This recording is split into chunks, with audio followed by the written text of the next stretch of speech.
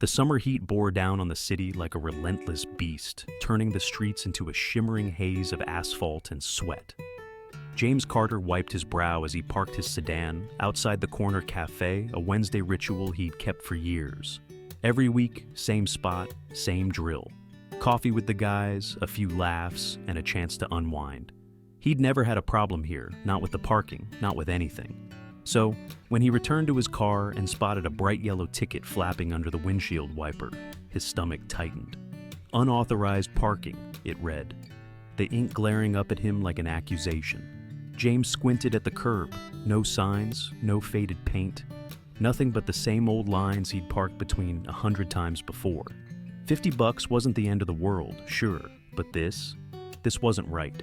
He stood there a moment, the sun baking his navy blue suit, and ran a hand over his tie. Most people would have grumbled, paid the fine, and moved on, chalked it up to bad luck or a greedy meter maid. Not James. He wasn't wired that way. Growing up, he'd watched his dad fight tooth and nail over a busted water bill the city swore he owed, and it stuck with him. You don't roll over when the rules get bent against you. This ticket wasn't just a nuisance, it was a challenge, a little jab from a system that thought it could flex and walk away clean. James popped his trunk, grabbed his briefcase, and headed for the courthouse. If they wanted a fight, they'd get one. Inside, the air was stale, the AC wheezing like it was on its last legs. He approached the clerk's desk, voice steady. "Good afternoon. I'd like to dispute a parking ticket." The woman behind the counter didn't even glance up, just pointed a chipped nail at a stack of forms and muttered, "Fill one out, wait your turn." James exhaled, grabbed the paperwork, and settled onto a bench that felt like it was designed to punish. Around him, the waiting room hummed with quiet frustration, a guy in a faded ball cap, griping about a speeding ticket. A woman massaging her temples like she could squeeze the stress out. 40 minutes dragged by before the speaker crackled to life. James Carter, Courtroom 3. He stood, smoothed his jacket, and walked in, ready to set things straight. What he didn't know, what no one could have guessed, was that this ticket, this tiny speck of bureaucratic nonsense, was about to crack open something much bigger. James wasn't just stepping into a courtroom, he was stepping into a showdown with Judge Henry Grayson, a man who'd spent years twisting the law into a weapon. That yellow slip of paper wasn't the end of the story, it was the spark. And by the time the dust settled, the whole city would feel the heat. Courtroom 3 was a cramped box of a room, all harsh fluorescent lights and chipped wood paneling that hadn't seen a refresh since the Reagan years. James Carter stepped inside, the echo of his dress shoes cutting through the stale silence. He'd been in places like this before, helping a friend beat a DUI, sitting in on a case for kicks, but never as the guy in the hot seat. Today that changed, all because of a $50 parking ticket he knew he didn't deserve. The heat from outside still clung to his suit, but it was nothing compared to the fire he felt brewing in his chest. He took his place at the defendant's table, eyes locked on the bench where Judge Henry Grayson presided, like some small-town king. Grayson was a wiry man, all sharp angles and sharper attitude, with ice-blue eyes that seemed to size you up and spit you out in one glance. His thin lips twitched as he flipped through the file. Then he looked up, voice dripping with mock patience. "James Carter, disputing a parking violation, huh?" "Yes, Your Honor," James replied, keeping his tone even but firm. "My car was parked legally. There's been a mistake." Grayson's smirk flickered, like he'd just heard a bad joke. "A mistake, you say?" He swiveled a monitor toward James, tapping the screen with a bony finger. A blurry photo loaded up James's sedan, the curb, a signpost just out of frame. "Parking inspector says you were in a restricted zone. Evidence doesn't lie, Mr. Carter." James leaned in, jaw tightening. The angle was a dead giveaway cropped to hide the no restriction sign he knew was there. He'd seen enough shady moves to spot a setup. "Your Honor, this picture's incomplete. I've got dash cam footage that shows the full scene." "You challenging me, Mr. Carter?" Grayson snapped, cutting him off mid-sentence. His voice hardened, and he leaned forward, fingers drumming the bench like a predator sizing up prey. "You don't get how this works, do you? The fine's $500. Pay it, or I'll add court costs." The room went still, a thick tension settling over the handful of onlookers, folks waiting for their own cases, now wide-eyed at the showdown. $500? James said, his calm cracking just enough to let the outrage peek through. "That's ridiculous. I didn't break any law. Grayson's smirk vanished, replaced by a cold, steely glare. His knuckles whitened around the gavel. "You've got a mouth on you, Carter. Fine, let's make it $1,000. Pay it in 48 hours or I'll issue a warrant." A sharp gasp rippled through the gallery. James stared back, disbelief morphing into something harder, something resolute. This wasn't about a ticket anymore. This was personal. A power trip from a man who thought he could bend the law to his ego. "Dismissed!" Grayson barked, waving him off like a pesky fly. James didn't flinch, didn't blink, just held the judge's gaze for a beat longer than necessary. Then he turned, fists clenched tight enough to leave crescent marks in his palms, and strode out. The heat outside slammed into him again, but it was nothing compared to the inferno now raging inside. That yellow ticket had been a spark. Grayson had just poured gasoline on it. As he hit the courthouse steps, he could hear the murmurs from the small crowd spilling out behind him. That judge is nuts. He enjoyed that way too much. James didn't stop. He fished his phone from his pocket and dialed Mike Sullivan. "Mike, you won't believe this. Grayson just turned a parking ticket into a damn vendetta." This wasn't over, not by a long shot. Grayson thought he'd won, but James Carter wasn't the type to back down. That courtroom had been a battlefield, and the war was just beginning. James Carter stormed down the courthouse steps, the midday sun blazing overhead, turning the concrete into a frying pan. His fists were still balled tight, nails digging into his palms from the showdown with Judge Henry Grayson. That courtroom had been a pressure cooker.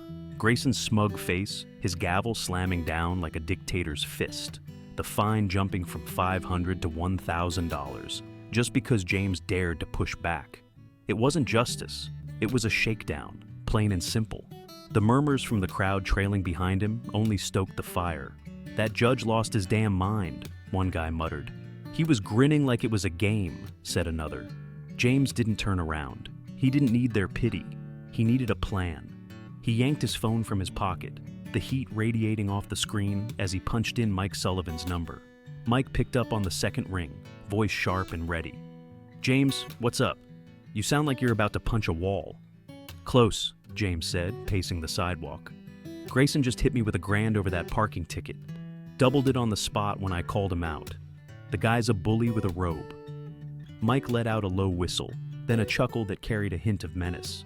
"Grayson's been pulling that crap for years, thinks he's untouchable. I'm filing an appeal first thing tomorrow." James stopped pacing, his shadow stretching long across the cracked pavement. "No, Mike, an appeal's too slow. This isn't just about me anymore. That clown's been screwing people over for too long. We're taking him down." There was a pause, then Mike's tone shifted. All business. "You're serious? All right, what's the play?" "Someone in that courtroom recorded it," James said, replaying the scene in his head. The gasps, the whispers, the way Grayson's eyes gleamed when he dropped the hammer. "If we can get that footage, we've got him dead to rights. I've got my dash cam video too. Shows the sign clear as day. We leak it, let the world see what he's really about." Mike laughed, short and sharp. "You're talking viral, huh? Grayson won't know what hit him. I'll make some calls, track down whoever had that phone. You sure you want to light this fuse?" "Damn right I do," James shot back. He picked the wrong guy to flex on. As he hung up, a breeze finally cut through the sticky air, but it didn't cool the resolve hardening in his gut. This wasn't just about a ticket or a fine. It was about every poor soul who'd stood in front of Grayson and walked out crushed. James had seen it growing up.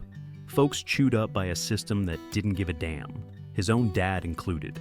That parking ticket was a straw, and Grayson was about to find out how heavy the camel's back really was. Across town, Judge Henry Grayson slipped out the courthouse's side exit, avoiding the front doors like always too many eyes, too many questions. His phone buzzed in his pocket as he reached his sleek black sedan. Unknown number. He answered, voice clipped. "Yeah? Henry, what the hell are you doing?"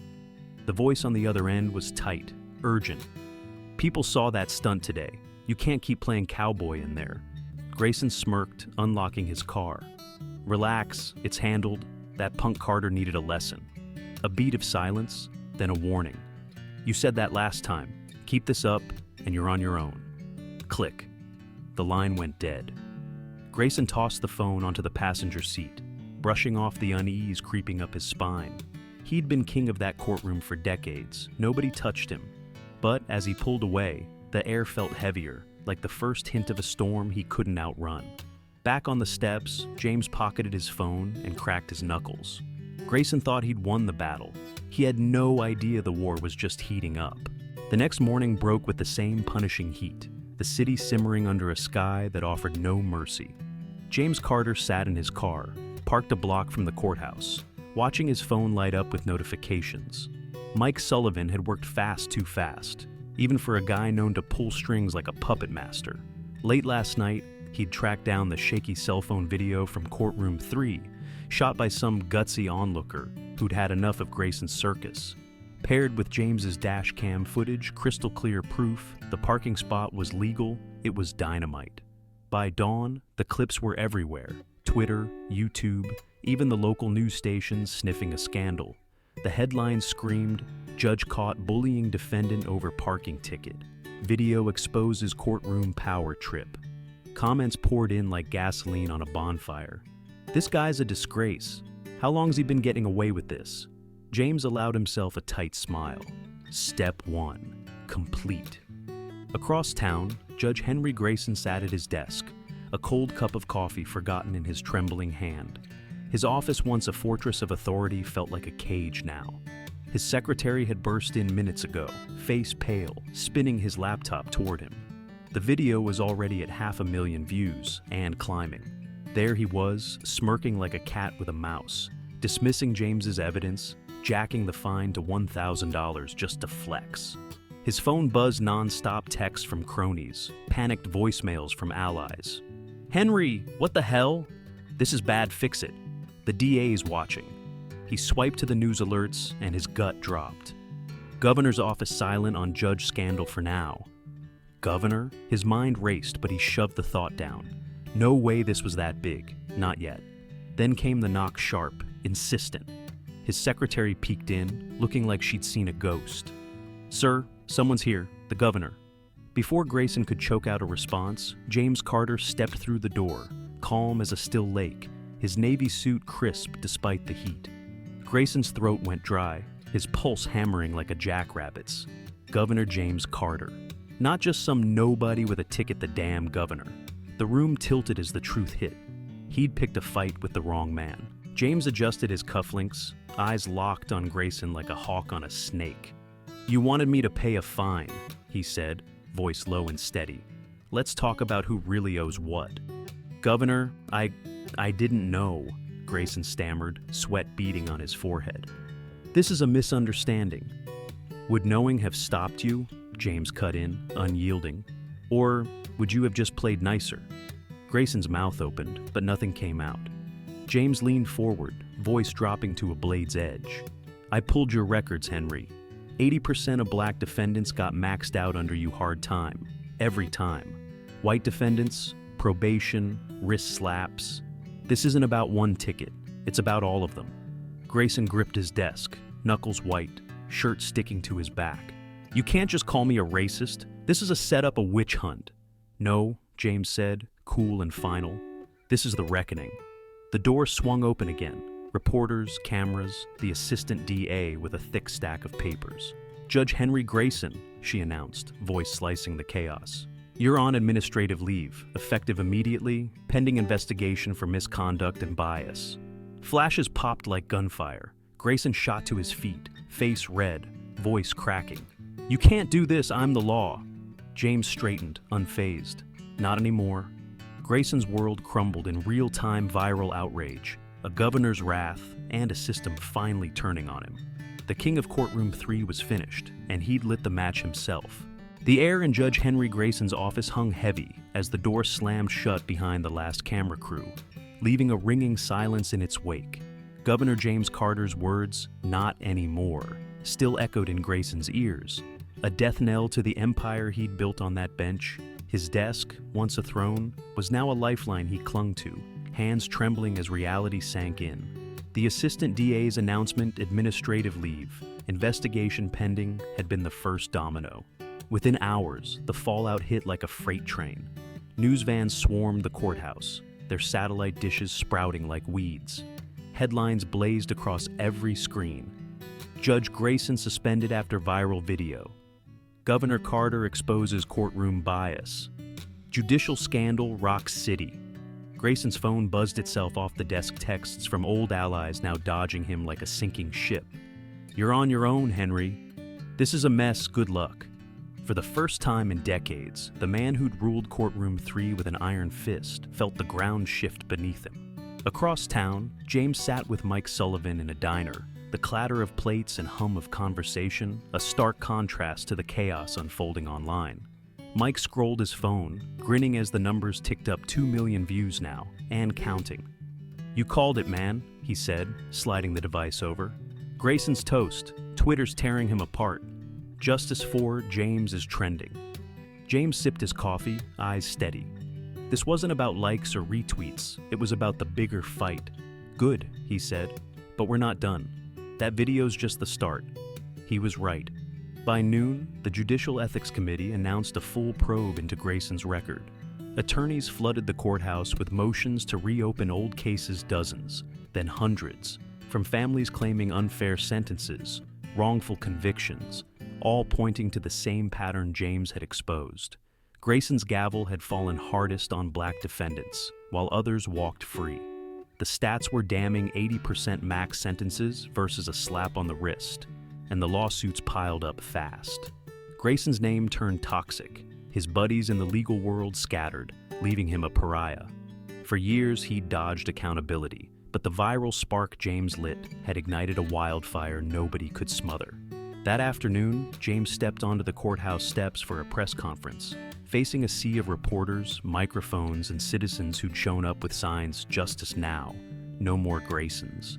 The heat still pressed down, but the energy was electric anger mixed with hope, a crowd hungry for change. James adjusted his tie, voice cutting through the noise. "This isn't about me," he said, firm and clear. "It's about every person who walked into that courtroom and knew they were sunk before they got a word out. It's about justice, real justice, and holding power to account." A murmur rippled through, then applause erupted, loud and raw. "They want us to think we're helpless," he went on, "that this is just how it is. But today, we showed them. Stand up, fight back, expose the truth, and the system shakes." Cameras flashed, capturing the moment, a governor, sure, but also a man who'd turned a parking ticket into a reckoning. Mike stood off to the side, arms crossed, a proud smirk on his face. This wasn't just Grayson's fall, it was a crack in the machine. By week's end, Grayson was officially stripped of his robe, no appeal, no lifeline. The investigations widened, digging into other judges, other courtrooms. Families spoke out, their stories flooding the airwaves. What started as one man's stand had snowballed into a movement, rattling a system that had stood too comfortable for too long. James had lit the match, but the fire was everybody's now. The courthouse steps buzzed long after the press conference ended, the crowd lingering like they didn't want the moment to slip away. The sun dipped lower, casting golden streaks across the concrete, but the heat of the day and the fire James Carter had sparked still burned bright. Reporters packed up their gear, citizens clutched their signs, and a low hum of conversation rippled through. Finally, someone did something. This could change everything.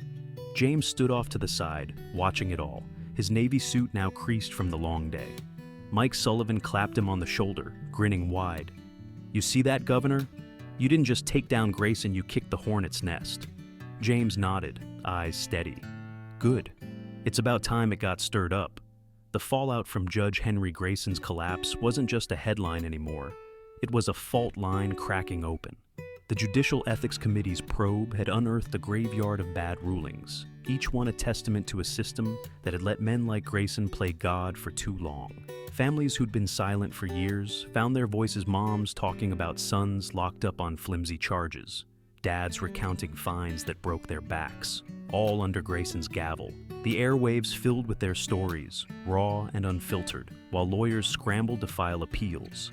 Social media kept the pressure on justice force. James morphed into Fix the System, a rallying cry that echoed from coast to coast. What started as one man's fight over a parking ticket had grown legs, and it was running straight through the heart of a broken machine. James knew this wasn't about him, not really. Sure, he'd been the match, The guy who'd stood in courtroom 3 and said no when Grayson tried to steamroll him. But the real power wasn't in his title or his dash cam video. It was in the people now stepping up, the ones who'd watched that viral clip and thought, that could have been me. He'd seen it before, growing up in a neighborhood where the law was more stick than carrot. His dad had taught him early, one voice can shout, but a chorus can shake walls. And now, the chorus was deafening. Protests popped up outside other courthouses, petitions circulated, and even the governor's office, his office faced calls to overhaul the bench. The system wasn't just rattled, it was on notice. Later that evening, James sat in his office, the city skyline glowing through the window. Mike sprawled in a chair across from him, tie loosened, scrolling through updates. CNN's calling it a reckoning, he said. They're digging into every judge Grayson ever golfed with. This thing's got legs, man. James leaned back, hands clasped behind his head. It's not about the judges, it's about the people they forgot. We proved one thing. You don't have to take it lying down. Push back, stand together, and the whole game changes. That was the heart of it, the message ringing louder than any gavel. Grayson had ruled like a king because no one challenged the crown, but James had. And the crowd on those steps had picked up the baton. The applause from earlier still echoed in his mind, not as praise, but as proof. One spark could light a fire, but it took everyone to keep it burning. The system might not fall overnight, too many gears, too much rust, but it was wobbling now, and that was a start. James glanced at Mike, a faint smile tugging at his lips. We're not done yet. Mike raised an eyebrow, then grinned back. Never thought we were. Out there, the city hummed with something new anger. Yes, but also hope. One ticket, one stand, one voice had turned into many. And together, they were unstoppable. Thanks for watching. If you enjoyed this video, don't forget to hit the like button, share your thoughts in the comments, and subscribe to the channel for more stories like this. See you in the next one. If you enjoyed this video, don't forget to hit the like button, share your thoughts in the comments, and subscribe to the channel for more stories like this. See you in the next one.